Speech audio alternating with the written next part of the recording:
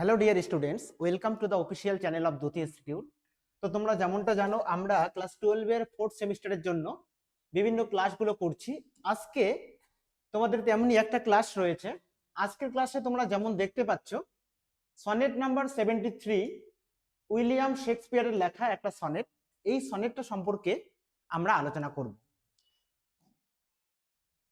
দেখো, প্রথমত এই যে সনেট নাম্বার 73, এটাকে আমরা যদি একটু দেখি যে এটার সোর্সটা কোত্থেকে, তাহলে দেখো, sonnet number 73 was published first in 1609 in a collection of poems named Shakespeare's sonnet. এই যে শেক্সপিয়ার সনেটস নামে একটা কালেকশন অফ পোয়েমস ছিল, যেটা হচ্ছে 154 পোয়েমস এর একটা কালেকশন। এই যে শেক্সপিয়ার সনেটস নামক কালেকশনটিতে 1609 সালে কিন্তু প্রথম সনেট নাম্বার 73 এই সনেটটা আমরা প্রকাশিত হতে দেখতে পাই। তাহলে আমরা সোর্সটা জানলাম কোথায় এই সনেটটা প্রথমত প্রকাশিত হয়েছিল। এবার দেখো, এই যে সনেট, এটা আলোচনার আগে আমরা যদি সনেট কথাটা কোত্থেকে এসেছে সেটা যদি একটু জানতে চেষ্টা করি, তাহলে দেখব, আমরা যদি এর সোর্স দেখতে যাই তাহলে দেখব সোনাস একটা ল্যাটিন শব্দ আছে, অথবা তোমরা বলতে পারো সনেটো, যেটা একটা ইতালিয়ান শব্দ রয়েছে। এদের এই যে সনেটো কথাটা যদি তুমি বলো, এর মিনিং হচ্ছে লিটিল সং, অর্থাৎ আমরা যে বাংলায় ছন্দ বলি, তো অনেকটা সেই রকম লিটিল সং এটার মিনিং বোঝাচ্ছে সনেটো কথাটার অর্থ। তো এই যে সোনাস বা সনেটো, এই কথাগুলোর থেকে কিন্তু সনেট কথাটা এসেছে। তোমরা জানো, এই যে সনেট, আমরা বাংলা সাহিত্যেও যেমন সনেট দেখি। সনেটের বাংলা হচ্ছে চতুর্দশপদী কবিতা, অর্থাৎ এমন একটা কবিতা যেখানে 14টা লাইন থাকে। বাংলা সাহিত্যে আমরা দেখি মাইকেল মধুসূদন দত্ত, তিনি কিন্তু সনেট লিখেছিলেন, চতুর্দশপদী কবিতা লিখেছিলেন। তো যা হোক, এমনই উইলিয়াম শেক্সপিয়ারের লেখা আজকে 73 সনেটটা আমরা আলোচনা করতে চলেছি। তো কবিতার মূল বিষয়বস্তুতে প্রবেশ করার আগে আমরা উইলিয়াম শেক্সপিয়ারের সম্পর্কে 2-4টে কথা জেনে নেওয়ার চেষ্টা করি। তোমরা সবাই বোর্ডে দেখতে পাচ্ছ নেম উইলিয়াম শেক্সপিয়ার। তাহলে বার্থ তুমি যদি দেখো, 23rd April 1564 at Stratford on Avon, Warwickshire, London, তাই না? অকুপেশন কি? তোমরা দেখবা যে তিনি একজন কিন্তু অ্যাক্টর ছিলেন, পাশাপাশি প্লে রাইট, সুন্দর তিনি কিন্তু নাটক লিখতে পারতেন। নোটেবল ওয়ার্কস, আমরা যদি উইলিয়াম শেক্সপিয়ারের বিখ্যাত কিছু কার্যাবলী দেখি, তার মধ্যে কি থাকে? মূলত প্লেস, নাটক থাকে, বেশ কিছু পোয়েমস থাকে। প্লেস ডিভাইডেড ইনটু 3 গ্রুপস, তার নাটকগুলোকে আমরা যদি ভেঙে দেই তাহলে মোটামুটি 3 প্রকারের পেয়ে থাকি। কিছু থাকে ট্র্যাজেডি, তোমরা জানো ট্র্যাজেডি ধরনের দুঃখ বিয়োগান্তক ব্যাপার থাকে। কমেডি, কমেডিগুলো তোমরা জানো যে যেগুলোতে একটু হাসি মজা এরকম থাকে। হিস্টোরিক্যাল প্লেস, এবং কিছু হিস্টোরিক্যাল ঐতিহাসিক প্লেস কিন্তু আমরা দেখতে পাই। মোস্ট পপুলার, তার মধ্যে থেকে যদি বিখ্যাত বিখ্যাত কিছু আমরা প্লের কথা বলি, দেখো Macbeth, King Lear, Othello, Hamlet, As You Like It, the Merchant of Venice, Julius Caesar, Antony and Cleopatra. তো এই যে বিখ্যাত বিখ্যাত নাটকগুলো আমরা কিন্তু দেখেছি যে এই নাটকগুলো শেক্সপিয়ারেরই লেখা। তোমরা যদি দেখতে চাও যে তার কিছু পপুলার কাজ আমরা এখানে দেখলাম। ডেথ 23rd of April 1616, তো এত সালে তিনি কিন্তু আমাদের সকলকে ছেড়ে পরলোক গমন করেছিলেন। তাহলে আমরা উইলিয়াম শেক্সপিয়ার সম্পর্কে বেশ কিছু তথ্য প্রথমে জেনে নেওয়ার চেষ্টা করলাম। এবার দেখো, এই যে আমরা আজকে একটা সনেট পড়তে যাচ্ছি, সনেট নাম্বার 73, এই সনেটটা কি সম্পর্কে সেটা বোঝার জন্য আমরা একটু থিমটা নিয়ে এর আলোচনা করি। অ্যাকচুয়ালি এই সনেটটার মধ্যে আমরা কি পাবো? দেখো, আমি এই সনেট নাম্বার 73-র থিমটাকে তোমাদের সামনে একটু তুলে ধরার চেষ্টা করেছি। তোমরা দেখতে পাচ্ছ এখানে লেখা আছে থিম। কি লিখেছি? দাঁড়াও একটু কালারটা চেঞ্জ করে নেই আমি। The theme of Sonnet 73 is the speaker's aging and impending death, and how this awareness strengthens the love of the person addressed in the poem.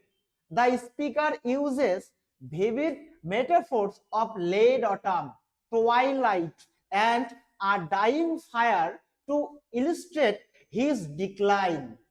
This realization prompts a deeper appreciation and urgency in the beloved's affection before their inevitable separation.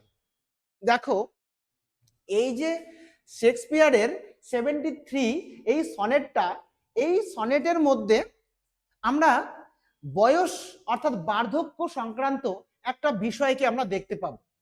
দেখো, আমরা সময়ের নিয়মে, with the passage of time, আমরা কালের নিয়মে প্রত্যেকে কিন্তু একদিন বার্ধক্যের ভারে জর্জরিত হব। অর্থাৎ আমরা যদি বলি যে আমাদের এই যে চির যৌবন, এই যৌবন কিন্তু আমাদের যে তারুণ্য, আমাদের যে ফিজিক্যাল ভিগার, চার্মনেস, এটা কিন্তু সারা জীবন আমরা কেউই ধরে রাখতে পারবো না। তো সময় আমাদের কাছ থেকে আমাদের সমস্ত তারুণ্য, সমস্ত ভিগার, সমস্ত ফিজিক্যাল যে ভিগার, চার্মনেস আছে, সেই সমস্ত কিছুকে কিন্তু সময় একটা সময় আমাদের কাছ থেকে কেড়ে নেবে। তো এমনই আমরা এখানে একটা বার্ধক্যে উপনীত হওয়ার একটা ফিলিং, সেই যখন কবি ধীরে ধীরে বার্ধক্যের দিকে, বয়সের ভারে ধীরে ধীরে তিনি জীবনের অনেকটা প্রান্ত এগিয়ে গেছেন এবং শেষ পর্যন্ত যখন তিনি বার্ধক্যে অবতীর্ণ হয়েছেন, তখন তার যে মনের অবস্থা, সেই অবস্থাটাকে তিনি কিন্তু এখানে দেখানোর চেষ্টা করছেন অনেকটা। দেখো, সনেট নাম্বার 73 মূল বিষয়বস্তুটাই হলো এখানে বক্তার মানে লেখকের বা আমরা সনেট যিনি লিখেছেন উইলিয়াম শেক্সপিয়ার, তার বার্ধক্যকে নিয়ে। এই যে বার্ধক্য কথাটা এন্ড আসন্ন মৃত্যু, তাহলে এই যে শেক্সপিয়ার যিনি লিখছেন কবিতাটা, সনেটটা, তিনি যখন বার্ধক্যে উপনীত হয়েছেন এবং বুঝতে পারছেন যে মৃত্যু আমার আর বেশি দেরি নয়, মৃত্যু আসন্ন, এবং এই সচেতনতা তার যে এটা সে ভালো মতো উপলব্ধি করতে পারছে যে মৃত্যু কিন্তু আর আমার জীবনে বেশি দিন নেই, সেটাই কিন্তু কবিতায় সম্বোধিত ব্যক্তির প্রতি ভালোবাসাকে শক্তিশালী করে। অর্থাৎ এই কবিতাটা কবি, আমরা জানি এই কবিতাটা কবিতার এক বন্ধুকে উদ্দেশ্য করে লিখেছে এবং তিনি তার বন্ধুকে এটা বোঝানোর চেষ্টা করছেন যে আমি বার্ধক্যে উপনীত হয়েছি, মৃত্যু আমার আর বেশি দিন নেই। তখন এই উপলব্ধিটা যদি তিনি বুঝতে পারছেন যখন, তখন তিনি মনে করেন যে যদি এটা আমি বুঝতে পারি এবং পাশের লোকেরা যদি এটা উপলব্ধি করতে পারে, তাহলে তার প্রতি তার ভালোবাসাটা আরো কিন্তু গভীর হয়ে উঠবে। বক্তা তার পতনকে চিহ্নিত করার জন্য শরতের শেষ এবং গোধূলি এবং মৃতপ্রায় আগুনের প্রাণবন্ত রূপকে ব্যবহার করেছেন। আমি এখানে তোমাদের বেশ কয়েকটা সুন্দর জিনিস বোঝানোর চেষ্টা করব। দেখো, শরতের শেষ আর হচ্ছে গোধূলি, আমরা যখন শরৎকাল দেখি, সেই শরৎকালের শেষ, শরতের পর কি আসে আমরা জানি, ধীরে ধীরে শীত আসবে। অর্থাৎ জীবনের শেষ প্রান্তটা, মানুষ যখন বার্ধক্যে চলে যায়, তখন কিন্তু আমরা বলতে পারি যে তার জীবনে শরৎকাল চলছে। এবং তারপরেই শরতের পরে কি আসে, শীত। যখন শীত পৃথিবীটাকে ছেয়ে ফেলে, তখন শীতের সময় আমরা কিন্তু চারিদিকে কোনো আশার আলো দেখতে পাই না, চারিদিকে শুধু কনকনে ঠান্ডা, সবদিকে হতাশা বিরাজ করে। তার মানে মৃত্যু এসে সবকিছুকে যেন কেড়ে নিয়ে নেয় আমাদের কাছ থেকে। ঠিক তেমনি গোধূলি, সন্ধ্যা নামার আগে যেমন গোধূলি হয়, ঠিক কবি যেন গোধূলিতে পদার্পণ করেছেন। অর্থাৎ আর একটু পরেই, গোধূলির পরেই আমরা দেখবো রাতের ঘোর অন্ধকার নেমে আসবে। কবি মনে করেছেন তিনি আজকে বার্ধক্যের ভারে তিনি চলে এসেছেন, আর কিছুদিন পরেই তার লাইফে মৃত্যুটা চলে আসবে। তাই জন্য তার যে বর্তমান অবস্থাটা, সেটাকে কিন্তু শরতের শেষ কিংবা তিনি কিন্তু গোধূলির মাধ্যমে বোঝানোর চেষ্টা করেছেন এবং বলেছেন মৃতপ্রায় আগুন। এই যে মৃতপ্রায় আগুন, আমি তোমাদের একটা এখানে ইমেজ দেখানোর চেষ্টা করব, তোমরা একটু লক্ষ্য করো ইমেজটা, জাস্ট আ মিনিট। এই যে এই আগুনটাকে তোমরা একটু দেখার চেষ্টা করো। দেখো, আমি তোমাদের একটা ইমেজ দেখাচ্ছি। এই ইমেজটাতে তোমরা দেখতে পাচ্ছ যে একটা কাঠের মধ্যে এক সময় কিন্তু প্রচন্ড শিখা সহ আগুন জ্বলেছিল, কিন্তু এখন এই কাজটার সমস্তটা পুড়ে গেছে। এর মধ্যে কিন্তু তেজটা এখনো রয়ে গেছে, কিন্তু এর মধ্যে এখন কোনো আগুনের শিখা আমরা দেখতে পাচ্ছি না। এই কবিতার মধ্যেও, এই সনেটের মধ্যেও আমরা দেখতে পাচ্ছি এই যে আগুনের তেজ, এই আগুনের তেজটাকে এখানে একজন ব্যক্তির যৌবন, অর্থাৎ তার যে যৌবনের যে উদ্যমতা, সেই উদ্যমকে এখানে দেখানো হচ্ছে। এবং বার্ধক্যের ভারে যখন মানুষ ঝুঁকে যায়, তখন তার অবস্থাটা কিন্তু এক সময় যে আগুনটার প্রচন্ড তেজ ছিল, সেই আগুনটা এখন যেমন পুড়ে যাওয়া কাঠ কয়লার মতো অবস্থাতে পরিণত হয়েছে, ঠিক একটা মানুষের জীবনটাও কিন্তু সেই রকম। যৌবনকালে তার মধ্যে সমস্ত চার্মনেস কিন্তু থাকে, ধীরে ধীরে জীবনের শেষ দশায় গিয়ে তার অবস্থাটা কিন্তু ঠিক এরকম তৈরি হয়। তো এই যে ইমেজারি গুলো, এগুলো কিন্তু আমরা কবিতার মধ্যে, এই সনেটের মধ্যে ধীরে ধীরে দেখতে পাবো। এবার দেখো, কবিতাটা আমরা বুঝলাম যে বার্ধক্যকে নিয়ে লেখা। এবার এই জায়গায় আর একটু বলি, the narrator seems to be contemplative and someone who is aware of his own aging and mortality। এখানে বলা হচ্ছে কবি কিন্তু বা এখানকার ন্যারেটর কিন্তু তার নিজের অবস্থা সম্পর্কে চিন্তাশীল, এবং তিনি কিন্তু তার যে বার্ধক্য, এই বার্ধক্য সম্পর্কে এবং তার যে মর্টালিটি মানে মৃত্যু সম্পর্কে তিনি কিন্তু ভালোভাবে সচেতন। তিনি সেটাকে জানেন যে তার মৃত্যু অনিবার্য। এবার কি, he does not live in denial, he accepts the transient nature of life. বলছে এই যে মৃত্যু যে আমাদের কাউকেই রেহাই দেবে না, এইটা কিন্তু তিনি কোনোদিনও অস্বীকার করেন না। তিনি জীবনের ক্ষণস্থায়ী প্রকৃতিকে গ্রহণ করেন। অর্থাৎ আমরা সকলে বুঝে নিতে হবে যে আমাদের লাইফটা কিন্তু ট্রানজিয়েন্ট, অর্থাৎ আমরা কেউই কিন্তু অমরত্ব লাভ করিনি, যে আমরা সারা জীবন বেঁচে থাকবো এমনটা কিন্তু কেউ হতে পারে না। তো কবি এটাকে কিন্তু গ্রহণ করে নিয়েছেন যে হ্যাঁ, আমাদের জীবনটা কেমন ট্রানজিয়েন্ট, মানে হচ্ছে ক্ষণস্থায়ী, তাই না? This depends his love for the person hmm he addresses. এই যে তার সাথে যার কথা বলা হচ্ছে, এই কবিতায় কবিতার একজন বন্ধুকে বোঝাচ্ছেন এখানে। তো তার বন্ধুর প্রতি তার বন্ধুর ভালোবাসাটাকে এখানে বোঝানো হচ্ছে। He seems to be an emotionally mature character. তাকে দেখানো হচ্ছে যে তিনি আবেগপ্রবণগত ভাবে তিনি কিন্তু একজন পরিণত ক্যারেক্টার এখানে, who values connection despite the impermanence of life. এখানে কিন্তু এখানে কাকে গুরুত্ব দেওয়া হয়েছে? এখানে ভ্যালুস অর্থাৎ মূল্যবোধকে গুরুত্ব দেওয়া হয়েছে। কার থেকে? ইমপারমানেন্স অফ লাইফ, অর্থাৎ জীবন যে অস্থায়ী তার থেকেও আমরা কিন্তু এখানে মূল্যবোধকে আমরা গুরুত্ব দিতে দেখেছি। তো এই কথাগুলো প্রথমত তোমাদের বুঝতে একটু প্রবলেম হবে, কারণ এই কবিতার মধ্যে শুধু এইটুকু বোঝার চেষ্টা করো যে আমরা কেউই মৃত্যুকে এড়িয়ে যেতে পারবো না। আমাদের প্রত্যেকের জীবনে মৃত্যু অনিবার্য, অর্থাৎ আমাদের জীবনটা হচ্ছে ট্রানজিয়েন্ট, মানে আমাদের জীবনটা ক্ষণস্থায়ী। তো কবি তার একজন বন্ধুকে অ্যাড্রেস করছেন এখানে, এবং তিনি বলছেন যে আমার যৌবনকালে আমার মধ্যে যত শৌর্য বীর্য ছিল, তো সেই শৌর্য এবং সেই ফিজিক্যাল ভিগার, সমস্ত সৌন্দর্য আজ কিন্তু একটা পুড়ে যাওয়া সেই কাঠ কয়লার মতো পরিণত হয়েছে। তো আমি যে মৃত্যুর কোলে ঢলে পড়ছি, মৃত্যু যে আমাকে বার্ধক্যের ভারে ধীরে ধীরে আমি ঢলে পড়ছি, তো এই অবস্থায় আমাদের উচিত কি? এই অবস্থা যদি আমরা বুঝতে পারি, তাহলে কিন্তু তার বন্ধুর সঙ্গে এখানে কবির বা সনেটটা যিনি লিখেছেন তার কিন্তু ভালোবাসাটা ঠিক বেড়ে যাবে। অর্থাৎ মৃত্যুর আগ মুহূর্তে তাদের প্রতি বন্ডিংটা কিন্তু আরো সুন্দর হবে। সেই বার্ধক্যজনিত সেই মৃত্যুর আগে সেই অবস্থাটাকেই কিন্তু এখানে বোঝানো হয়েছে। এবার এই কবিতাটা পড়তে গিয়ে আমরা কিন্তু অনেকগুলো ফিগার অফ স্পিচ পাবো, যেমন মেটাফোর পাবো, বিভিন্ন আমরা ইমেজারি পাবো, তারপর আমরা এখানে দেখতে পাবো পার্সনিফিকেশন দেখতে পাবো, অ্যালিটারেশন দেখতে পাবো, সিম্বলিজম কিছু দেখতে পাবো। তো এই যে বিভিন্ন ফিগার অফ স্পিচ গুলো আমি আজকে আলোচনা করব না, এগুলো জাস্ট আমি তোমাদের দেখাচ্ছি। আমি ধীরে ধীরে তোমাদের মেইন বিষয়টাতে প্রবেশ করার চেষ্টা করছি। দেখো, sonnet 73 one of the most famous of William Shakespeare 154 sonnets.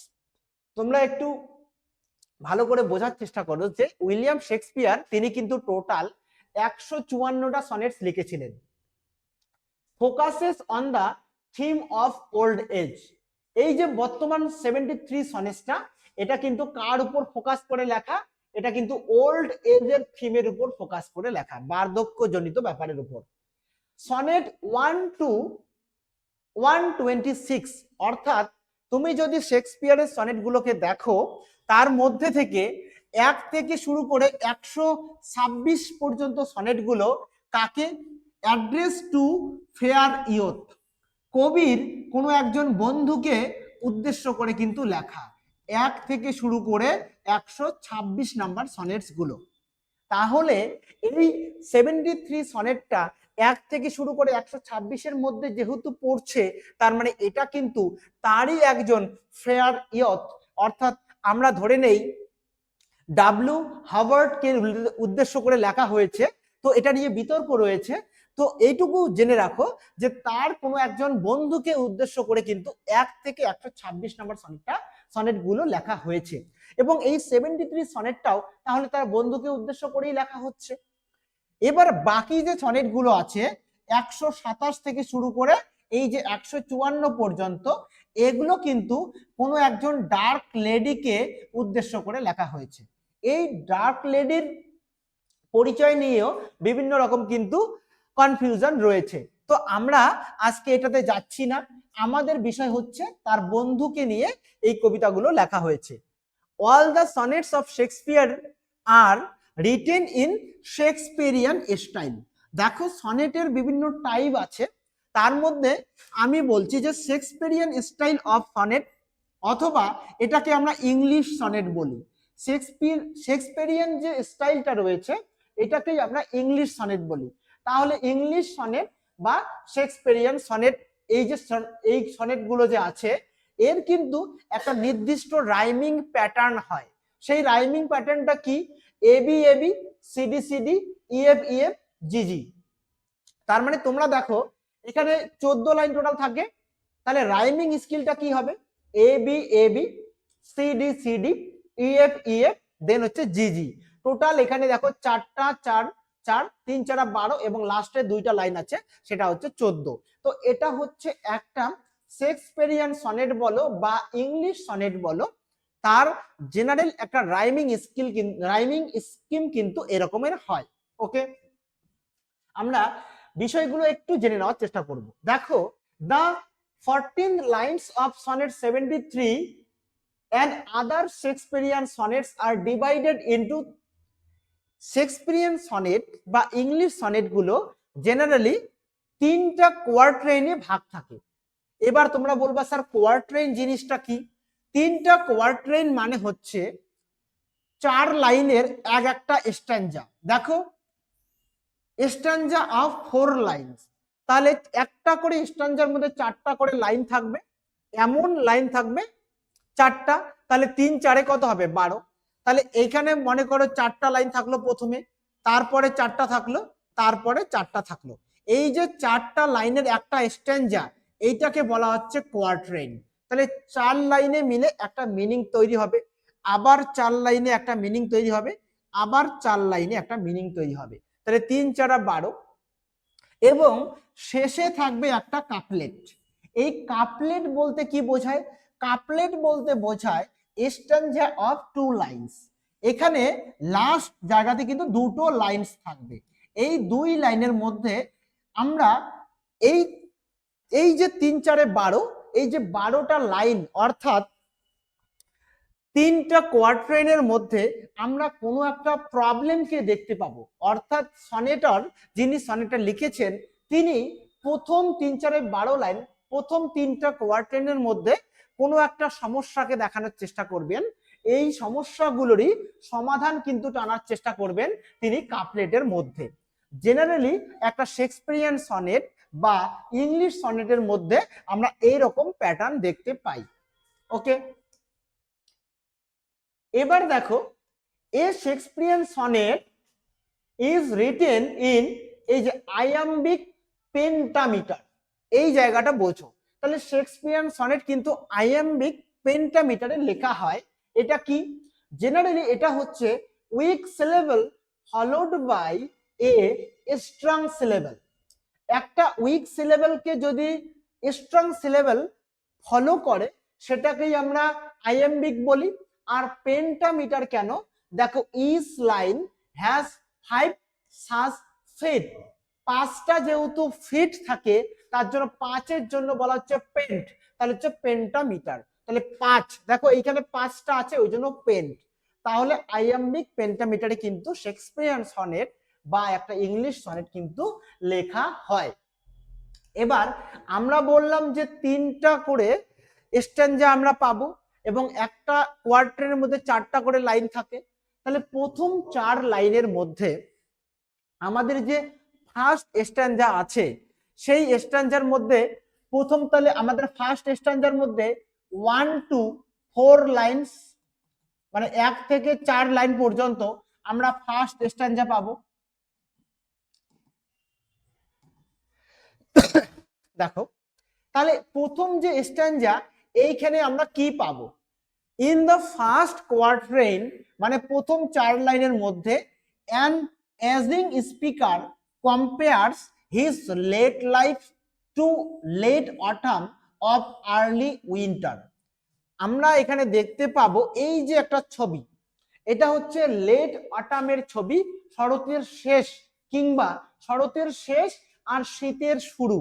তো শরতের শেষ এবং শীতের শুরু এরকম একটা অবস্থা, অর্থাৎ এই যে শরতের শেষ এবং শীতের শুরু এই অবস্থাটার সঙ্গে কবি একজন ব্যক্তির মানে তার নিজের বার্ধক্যে উপনীত হওয়ার অবস্থাটাকে বোঝাচ্ছেন। তিনি বার্ধক্যে উপনীত হয়েছেন, মানে শরতের শেষে পড়ে গেছে এবং এরপর মৃত্যু এসে তাকে সকলের কাছ থেকে বিচ্ছিন্ন করে নিয়ে যাবে, অর্থাৎ তার জীবনে কিন্তু উইন্টার চলে আসবে, শীত চলে আসবে, অর্থাৎ তার জীবনে মৃত্যু ঘনিয়ে আসবে। তো এইটাকে সিম্বলাইজ করার জন্য এখানে কিন্তু অটাম সিজনের একটা চিত্র আমরা দেখতে পাবো ফার্স্ট 4 লাইনের মধ্যে।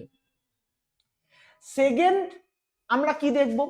ইন দ্য সেকেন্ড কোয়ার্ট্রেন, যদি দ্বিতীয় কোয়ার্ট্রেন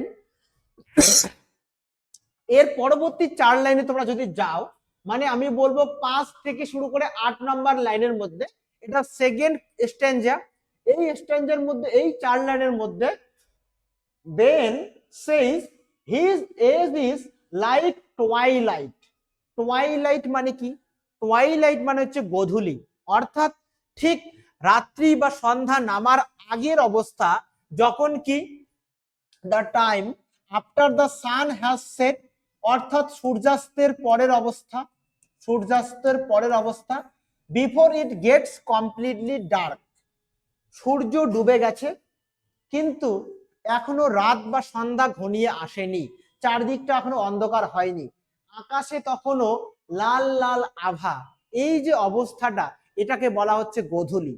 সেই গোধূলি অবস্থার সঙ্গে কবি তার অবস্থাটাকে এখানে সনেটার তুলনা করেছেন।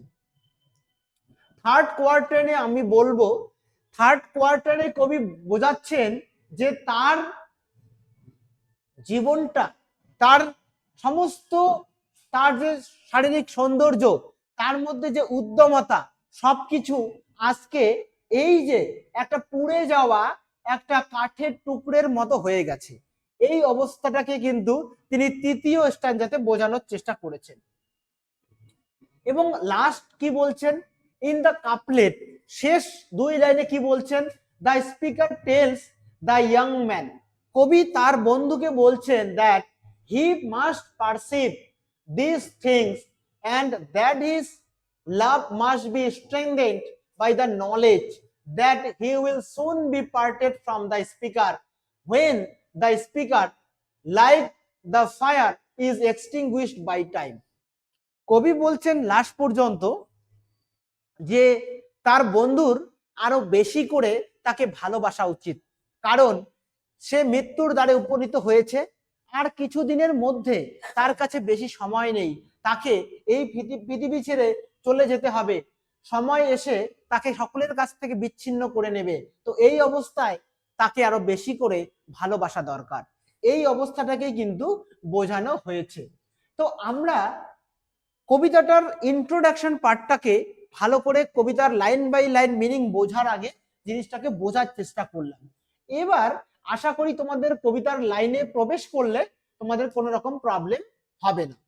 এবার আমরা শুরু করব কবিতাটার লাইন বাই লাইন মিনিং গুলো বুঝে নিব।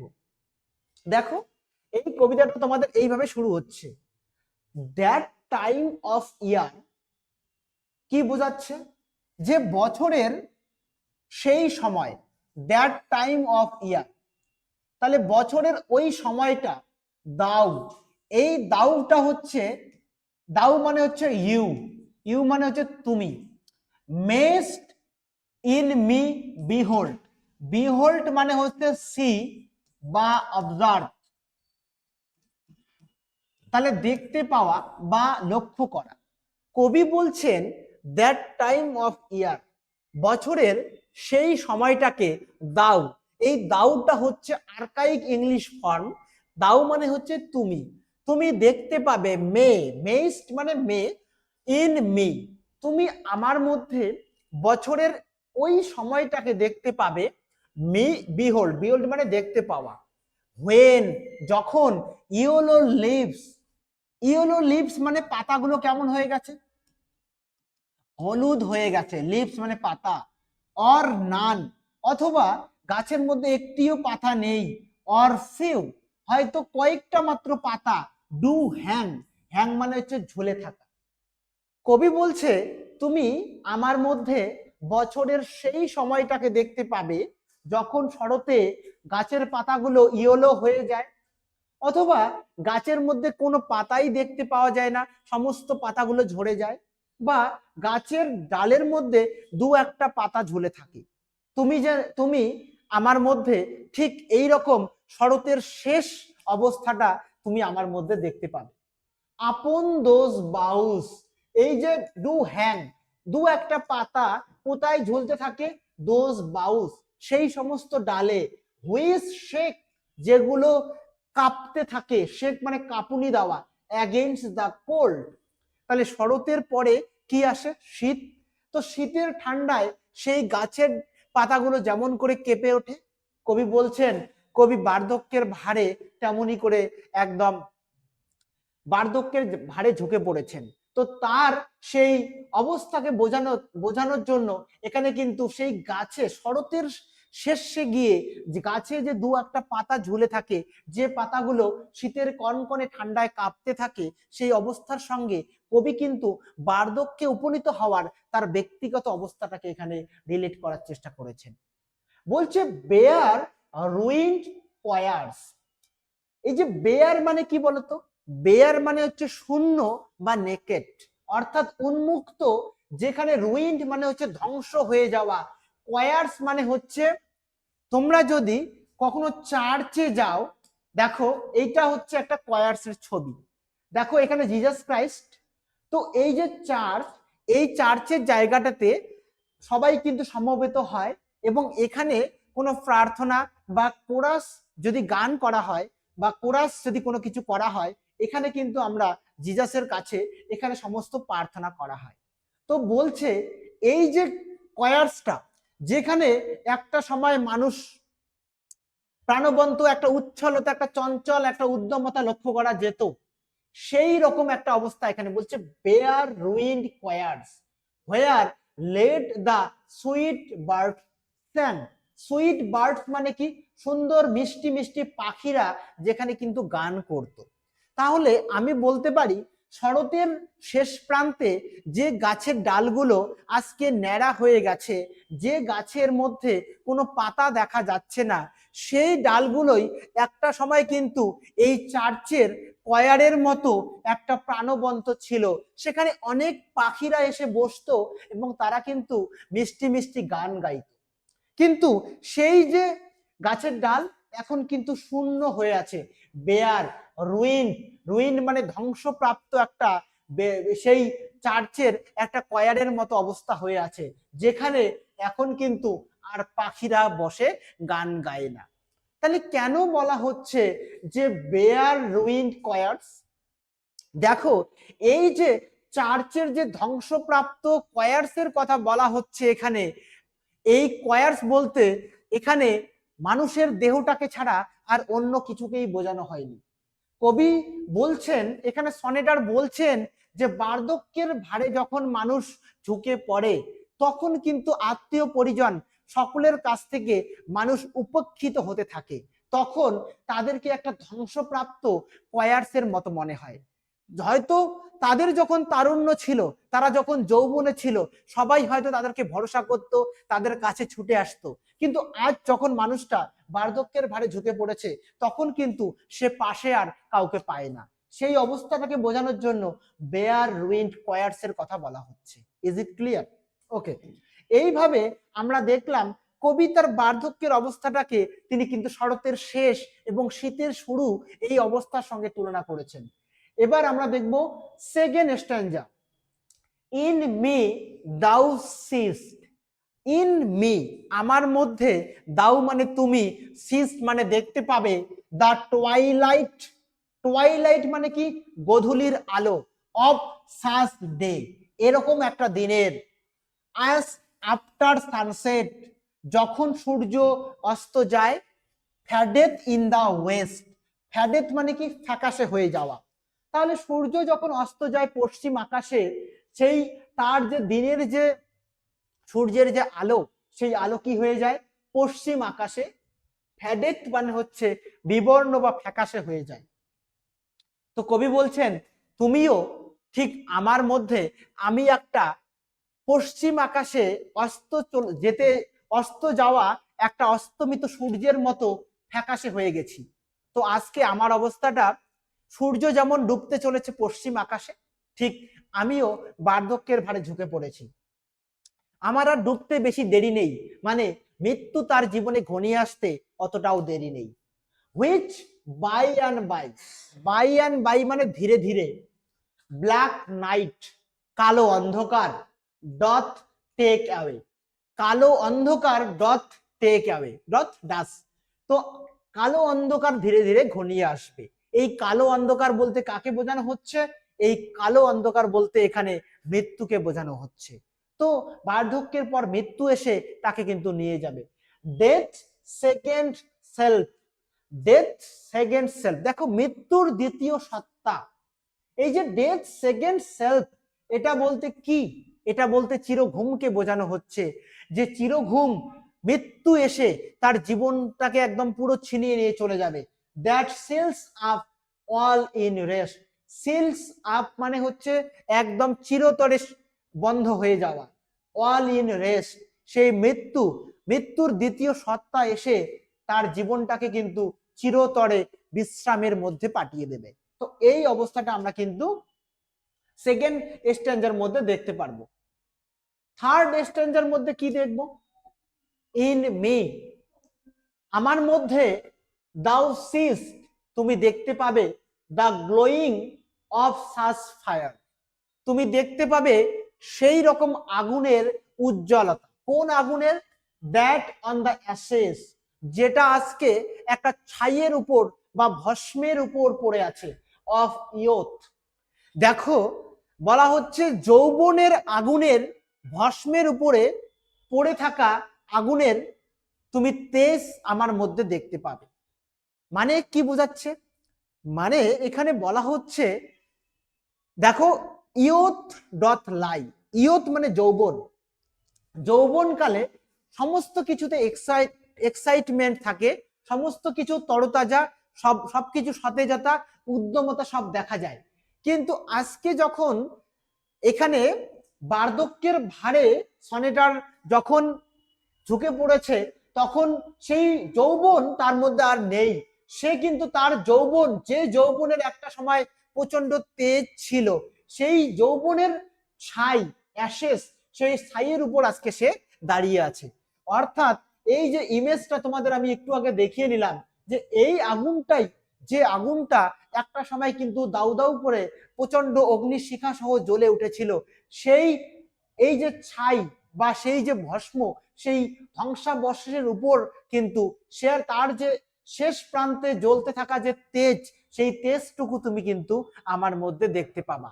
এটা কিন্তু সনেটার এখানে বোঝাচ্ছেন। As the deathbed whereon it must expire, consumed with that which it was nourished by, বলছে তারপর হচ্ছে ডেথ বেড, মৃত্যু আসবে, whereon it must expire, এবং তাকে চিরতরে এক্সপায়ার মানে চির নিঃশেষিত করে দেবে। কনজিউমড, কনজিউম মানে কি? গ্রহণ করা। With that which it was nourished by, বলছে দেখো এই যে আগুনটা, এই আগুনটা যে কাঠটাকে জ্বালিয়েছিল, সেই কাঠটাই কিন্তু শেষ পর্যন্ত তার জীবনটাকে ধীরে ধীরে শেষ করে দিচ্ছে। তাহলে একটা কাঠের মধ্যে জ্বলতে থাকা আগুনটা যেমন করে তার জীবনটাকে ধীরে ধীরে ধীরে ধীরে জ্বলতে জ্বলতে তাকে নিঃশেষিত করে দিয়েছে, ঠিক সেই রকম করেই কবি এখানে সনেটারের জীবনটাও কিন্তু নিঃশেষিত হয়ে যাচ্ছে। With that which it was nourished by, nourished by মানে যার দ্বারা সে কিন্তু জ্বলেছিল, সেই তার মাধ্যমেই সে কিন্তু আজকে নিঃশেষিত হয়ে গেছে, এটা বোঝাচ্ছে এখানে। নেক্সট আমাদের লাস্ট যে কাপলেট, এটা লাস্ট 2 লাইন, তাহলে 3 4 12 লাইন। আমাদের লাস্ট লাইনে কি বলা হচ্ছে?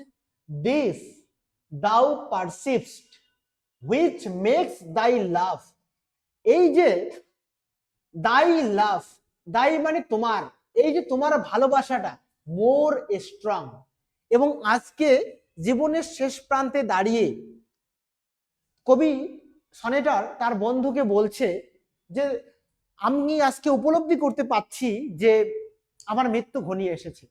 তো এই যে উপলব্ধি বন্ধু, এই উপলব্ধিটাই তোমার সঙ্গে আমার ভালোবাসাটাকে আরো কিন্তু গভীর করে তুলবে, আরো স্ট্রং করে তুলবে। কারণ তুমি জানো যে আমি, আমার সময় নেই, আমি মৃত্যুর কোলে ঢলে পড়তে চলেছি।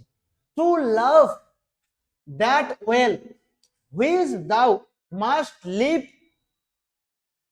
আর লং। তো দেখো এই আর মানে হচ্ছে বিফোর, বলছে লিভ মানে হচ্ছে চলে যাও, ত্যাগ করা। তো আমি এই পৃথিবী ছেড়ে চলে যাওয়ার আগে, সবাইকে ছেড়ে তোমাকে ছেড়ে চলে যাওয়ার আগে তুমি আরো বেশি করে আমাকে কিন্তু ভালোবাসো, তাহলে, এবং স্ট্রং, মোর স্ট্রং, আরো বেশি করে ভালোবাসার কথা বলা হচ্ছে। বলছে তাহলে এই যে লাস্ট অবস্থায় কি, তাহলে আমরা এরকম করে এই কবিতাটাকে কল্পনা করতে পারি যে কবি বা সনেটার তার বন্ধুর সঙ্গে কোনো এক পর্যায়ে, জীবনের শেষ পর্যায়ে দাঁড়িয়ে আছেন, এবং সেই শেষ পর্যায়ে দাঁড়িয়ে তার বন্ধুকে তিনি উপলব্ধি করাচ্ছেন যে বন্ধু, আজকে শরতের শেষ প্রান্তে চলে আসা একটা শূন্য হলদে হয়ে যাওয়া গাছের পাতার মতো আমার অবস্থা, মৃত্যু আমার কাছে আর বেশি দেরি নেই। তো আমার যৌবনকালে আমার মধ্যে তেজ ছিল, আমার মধ্যে উদ্যম ছিল, কিন্তু এক সময় যে কাঠটা জ্বলতে জ্বলতে ছিল, তেজ সহকারে জ্বলেছিল, সেই কাঠটা যেমন শিখাটা হারিয়ে ফেলেছে, আমার মধ্যে অল্প একটু তেজ রয়ে গেছে, সেই অবস্থাটা আজকে আমার মধ্যে। তো আমি তো আর বেশিক্ষণ নেই, আমার কাছে আর সময় নেই, তুমি যতটা পারো আমাকে ভালোবাসো। এই সেন্সটাই, এই যে বার্ধক্যের যে একটা সেন্স, এইটাই কিন্তু আমাদের সনেট নাম্বার 73 থিমটাকে তৈরি করে। আশা করি তোমরা বুঝতে পারলে। দেখো কবিতাটার মোটামুটি যে জিনিসগুলো জানা দরকার, সেই জিনিসগুলো আজকের ক্লাসে আমি তোমাদেরকে বোঝানোর চেষ্টা করলাম। আমি যেটা তোমাদের সামনে করতে পারলাম না সেটা হচ্ছে এখানে বিভিন্ন ফিগার অফ স্পিচ রয়েছে, মেটাফোর রয়েছে, ইমেজারি রয়েছে, এলিটারেশন রয়েছে, এই জিনিসগুলো এই ক্লাসে বোঝানো সম্ভব নয়, অন্য ক্লাসে আমরা কোনো এক ক্লাসে আলোচনা করব। তো আশা করি ক্লাসটা তোমাদের কাজে লাগবে। ততক্ষণ পর্যন্ত তোমরা যারা চ্যানেলটাই সাবস্ক্রাইব করনি অবশ্যই সাবস্ক্রাইব করে দেবে এবং ক্লাসগুলো দেখবে। ধন্যবাদ।